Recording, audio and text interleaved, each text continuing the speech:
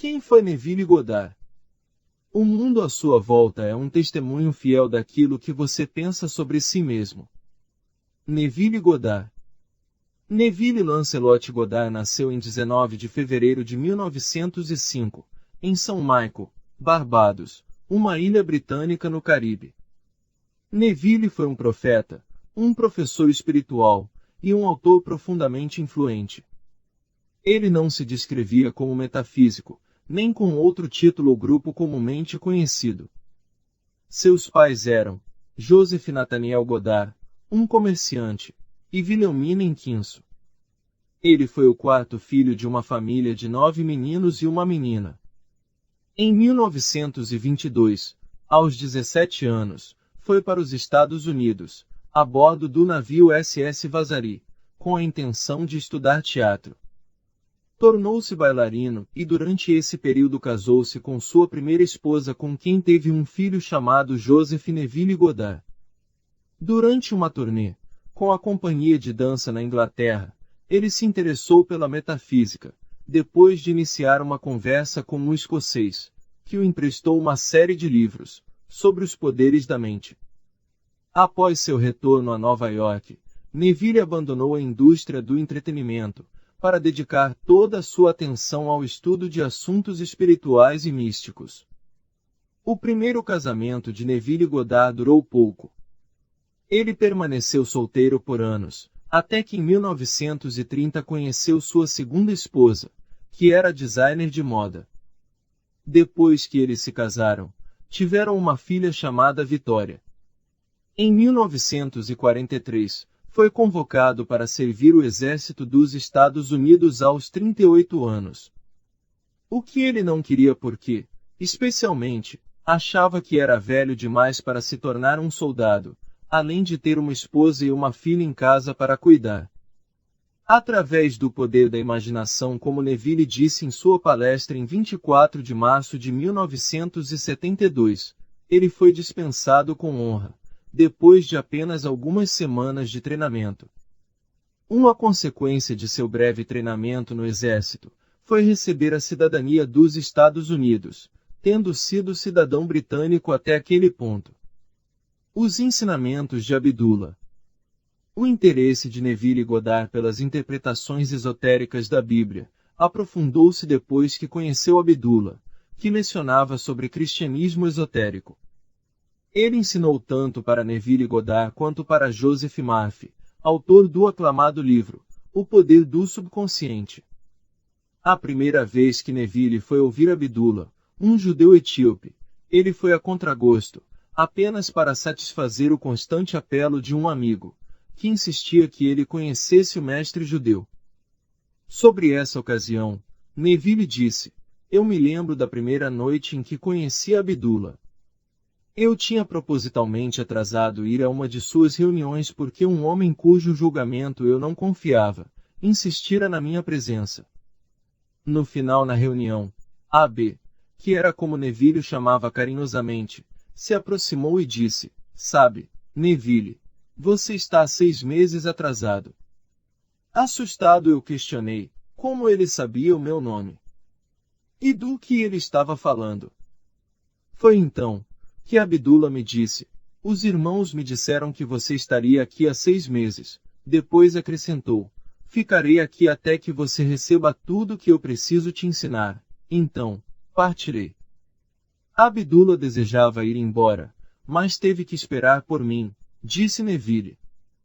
Algum tempo depois, Abdullah contou a Neville que os irmãos a quem ele se referia, que haviam contado sobre a chegada dele, eram, na verdade, um conselho de seres espirituais, que haviam predito a chegada dele como sucessor de Abdullah.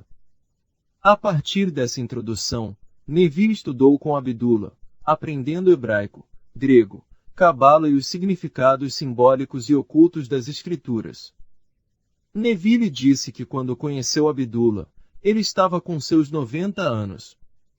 Eles se tornaram inseparáveis durante 7 anos. A promessa e a lei.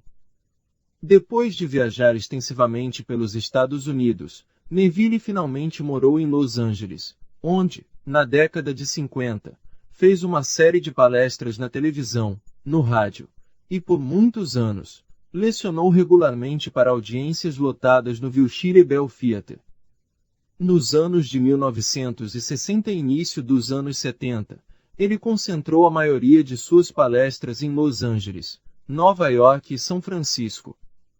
Em suas primeiras palestras e livros, ensinava apenas o que ele chamava de a lei, o que se referia às técnicas de criar a realidade física através do poder da imaginação. No ano de 1959, ele começou a experimentar o que ele chamou de a promessa. Mais tarde, ele descreveu: eu não conhecia a promessa, até que comecei a experimentá-la e tê-la desdobrada dentro de mim, começando naquele verão e continuando nos próximos 3 anos e meio. Isso é bíblico. Leia no livro de Daniel, onde é referido como um tempo e a metade de um tempo. Na última parte da década de 1960 e início da década de 1970, Neville deu mais ênfase à promessa do que à lei. Pode-se usar a imaginação para criar as circunstâncias, disse ele, mas seria temporário e desapareceria como fumaça. Ele prosseguiu explicando que a promessa substitui a lei, afirmando: você pode usar a lei para fazer fortuna, tornar-se conhecido no mundo. Todas essas coisas são feitas, mas seu verdadeiro propósito aqui é cumprir as Escrituras. A visão teológica de Neville sobre a promessa inclui tanto as cosmologias da união com a divindade após a morte, quanto a futura restauração, para aqueles que aceitam a promessa, durante suas vidas.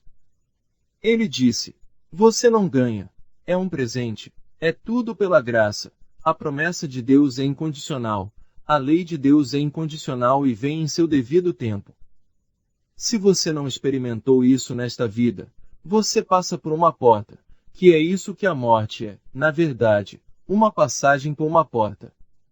Então, a vida instantaneamente é restaurada em um mundo como esse, e você vai para lá com os mesmos problemas que você teve aqui. Sem perda de identidade, não velho, não cego, não aleijado. Se você, desta vida, partir assim, mais jovem. Desta vida após restauração, ele disse sobre as pessoas: eles crescem, se casam e eles morrem também, assim como acontece aqui. E se eles morreram sem experimentar a promessa, eles são restaurados para a vida de novo, e de novo e de novo. Em alguns lugares mais adequados, para o trabalho que ainda falta ser feito neles, e continua até que Cristo seja formado em você, e como filho da restauração. Você deixa esse mundo de mortalidade para nunca mais entrar.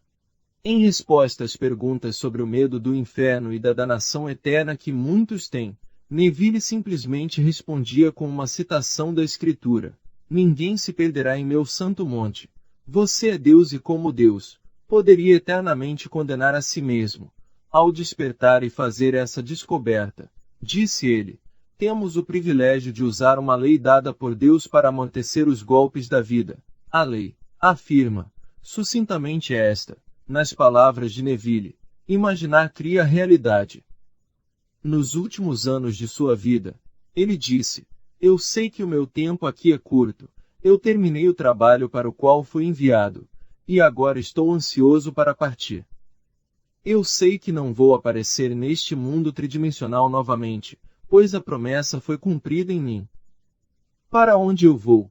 Os conhecerei, como os conheço aqui, pois somos todos irmãos, infinitamente apaixonados uns pelos outros. Neville Goddard morreu aos 67 anos, em 1º de outubro de 1972, em Los Angeles. Seu trabalho está sendo preservado na internet até os dias de hoje.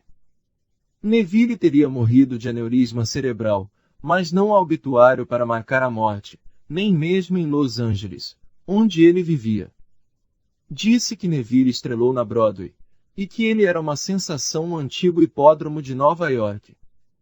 Dizem que quando Neville Goddard dava suas palestras em Nova York, ele fazia nas noites de quarta, sexta e domingo, no inverno e no verão, na antiga Igreja dos Atores, perto da Broadway, na 49ª rua em Nova York. Há relatos que ele era dinâmico, alto, bonito, com uma personalidade muito charmosa e um sorriso encantador, que deixava qualquer um completamente desarmado. As palestras eram vigorosas, sinceras, carregadas de sentimentos, refletia sua própria integridade e propósitos, e que ele comunicava prontamente de perto. Cada palestra atraía cerca de 400 a 500 pessoas. O legado da família Goddard. Quanto aos negócios de sua família, que seu pai Joseph e seu irmão Victor começaram, as empresas do Grupo Goddard Limitada tornaram-se um conglomerado multinacional ainda mais bem-sucedido. As empresas Goddard abrangem agora mais de 23 países e as Américas Central, do Norte, do Sul e o Caribe. Enquanto eles continuam a se envolver nas áreas mais tradicionais de varejo ao atacado, operam em várias áreas relativamente novas, no catering aéreo, fabricação de exportação e serviços financeiros.